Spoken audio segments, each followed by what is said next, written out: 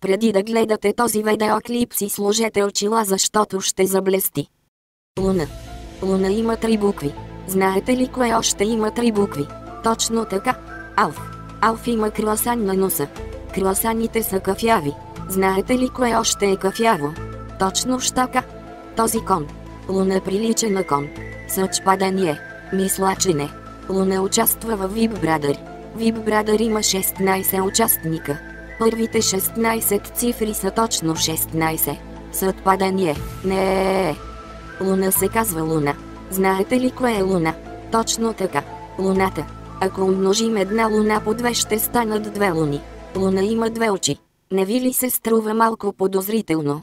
И има ли Луна нещо общо с ламинотите? Нека разберем. Илюминатите имат едно око. Един хамбургер на Макдоналдс струва 1 лев. Макдоналдс. Макдоналдс има една буква.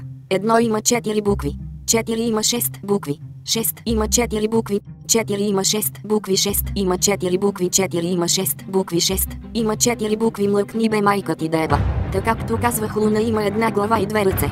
2 попи на квадрат минус броя на зъбите е равно на минус 12 по 6 волта с частота 50 Hz е равно на 72 ампера. Делено на електронния заряд плюс индуктивното съпротивление всичкото върху броя на положителните полувълни е равно на X по 2 пи по 13 милифарада.